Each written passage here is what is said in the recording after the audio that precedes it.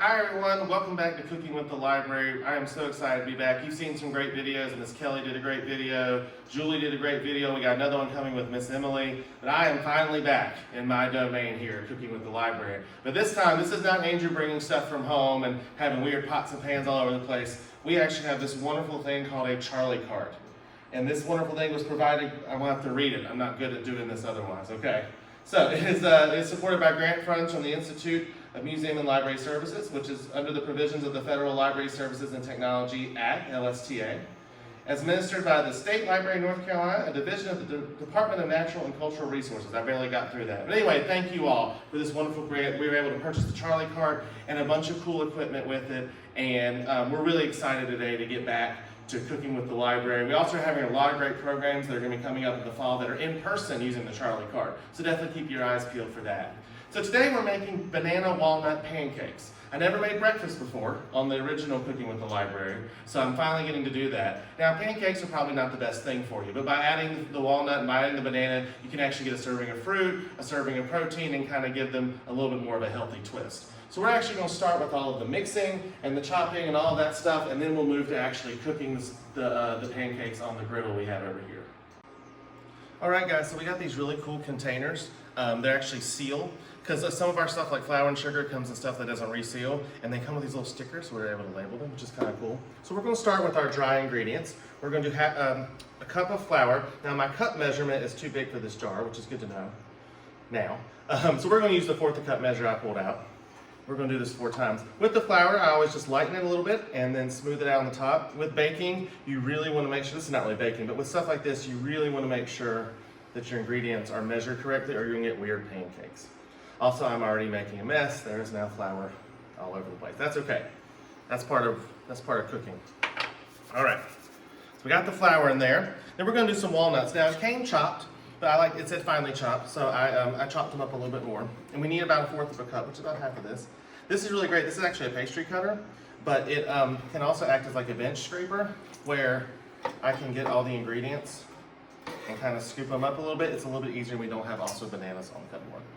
And we're going to save the other 1/4 of a cup as a topping. All right, so we added the walnuts.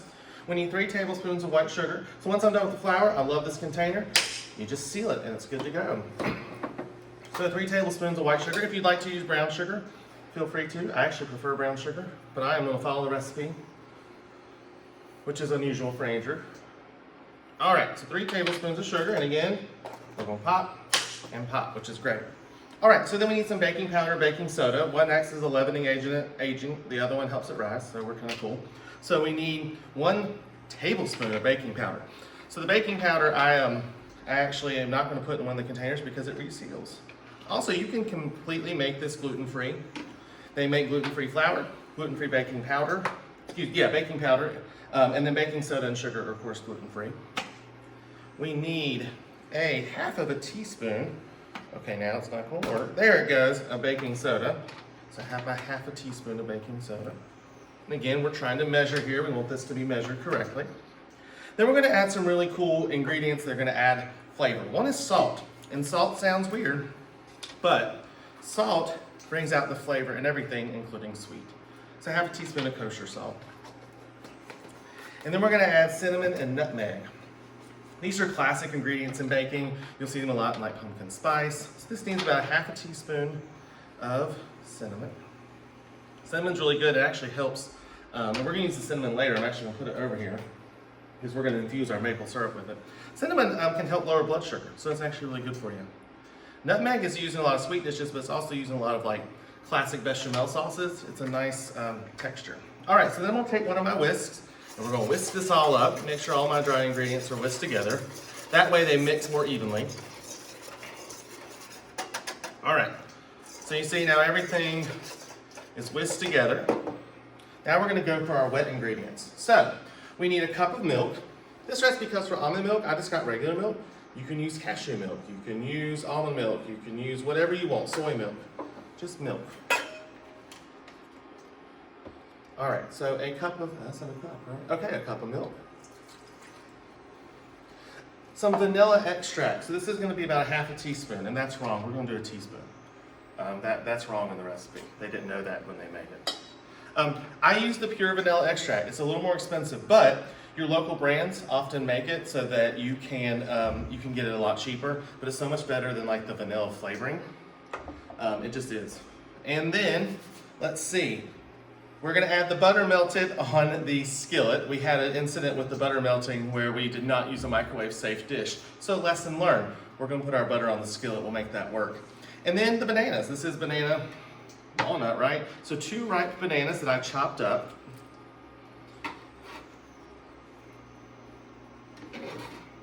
If you don't like banana and you don't like walnuts, you pick a different fruit and you pick a different nut and it'll work perfectly. Blueberry would be good, pecans would be really good. And then we need eggs. Now with the eggs, I like to crack them. How many eggs do I need?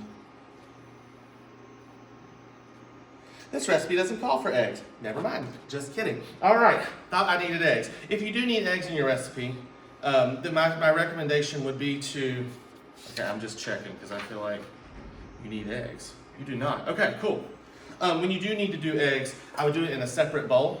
Crack it in the bowl and then mix it in, because otherwise you might get shell and you do not want to fish out that shell. All right, well this is,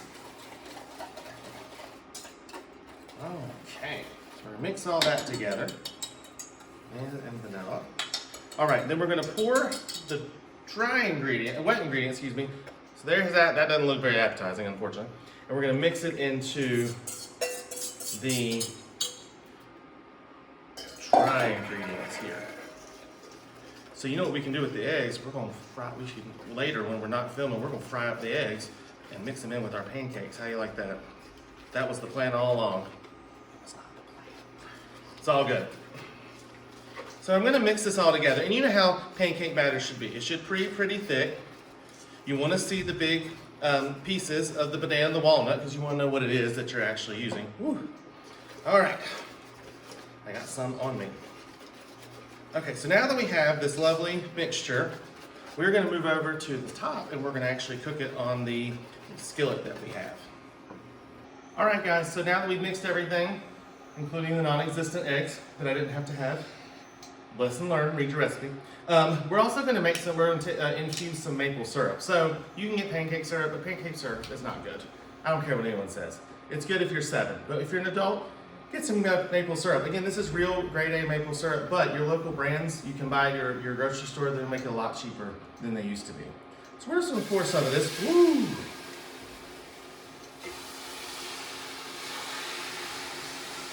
All right, so we're gonna pour some of this syrup and turn it way, way down. Okay, and we're gonna heat it up, because I think it's better when you heat it up. Sorry, man. All right, so then I'm gonna take a half teaspoon of cinnamon. So I'm gonna infuse this maple syrup, which is delicious, with cinnamon. You can infuse it with whatever you want to. If you're an adult and you're with adults, you can infuse it with bourbon. Actually, you can find a lot of maple syrups that have that already infused. You can infuse it with more vanilla. I chose cinnamon just because I wanted to get a little kick. I think cinnamon has a really great spice. And so, ooh, I wish you guys had smell-o-vision. This smells delicious. And so I'm just mixing this up, making sure, and actually, I'm gonna grab a whisk. I know that's weird, but I'm gonna grab a whisk and just make sure it's really well incorporated. And normally I would not use such a big pot for this small amount, but that's what we had. Another investment we need to make here in the Charlie Cart is some smaller pots. All right, so I'm gonna put this in our sink. Why not? We have the sink. I'm gonna turn this off, just so, off, so that it doesn't burn. All right, so now we're back to our skillet, and I have it at about 300, which is about a medium. And so first thing you gotta do, sorry guys, you can use cooking spray if you like, but butter is better. So I would use that instead. Look, if you're trying to lose a little bit of weight or something, oh, it won't come off. There it goes. We're gonna use some butter. Okay, note to self, don't use your knife in the skillet. Use your spoon. Get your spoon. There we go. We're gonna use the spoon. We're gonna melt some butter. It's probably too much butter. We're gonna cover the skillet. This just really makes sure, A, it adds flavor and adds some melted butter that was in the recipe. Safely adds it the way it should be added. And also it makes sure it doesn't stick. So now, we are going to use a spoon here, and we're going to spoon out some of the batter. and we're going to start cooking these pancakes. So here's the key to pancakes. There is no science. You're probably gonna mess up your first batch. They don't have to be pretty, as long as they taste good. That's something too, people are always afraid, oh, I see these perfect pancakes that I get in the restaurant. Yeah, well, you're not a restaurant chef, you don't have to be. So we're just gonna let them sit for a few minutes. And what you'll start to see with the pancakes, it is sometimes hard to determine when you wanna flip them, but what you're gonna do is you're gonna start to see bubbles along the edge. And when it really starts to bubble on top, that usually is your indication that you can start flipping your pancakes. Now, we're gonna move this out of the way, excuse me, so that you guys can actually see it. And again, you can see they're oblong. You can make little silver dollar pancakes if you want to. Oh, that's not. All right.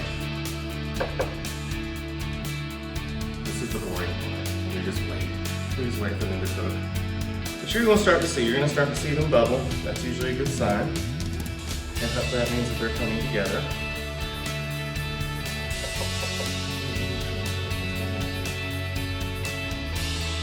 Smells delicious, so I hope that they turn out okay. Right.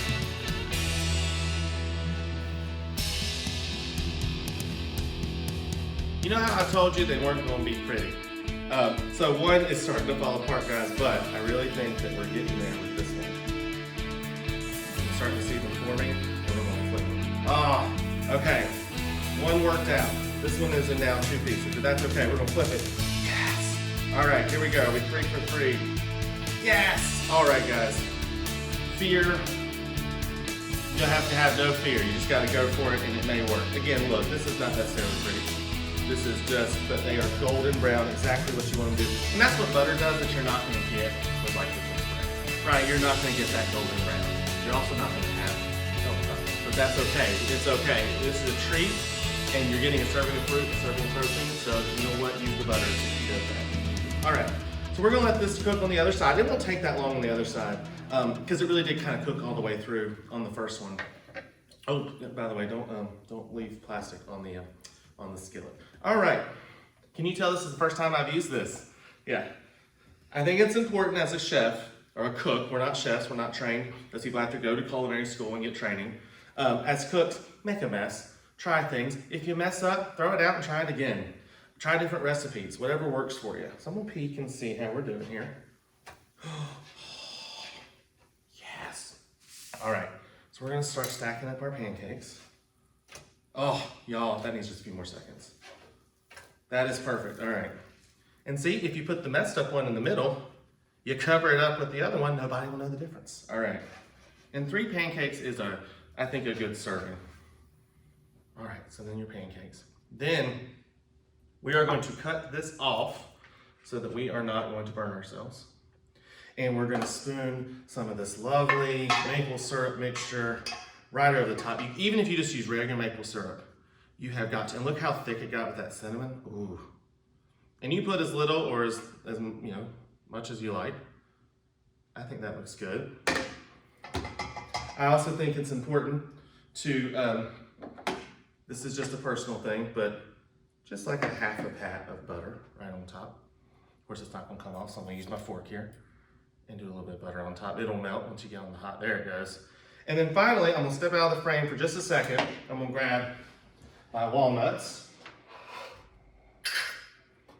And since the package I had called for a half cup of walnuts and I only needed a 1/4, why don't you sprinkle some of those walnuts right over the top, give you a little more crunch. And walnuts are incredibly heart healthy, so maybe that counteracts all the butter you put into it. It doesn't, but we're gonna pretend like it does.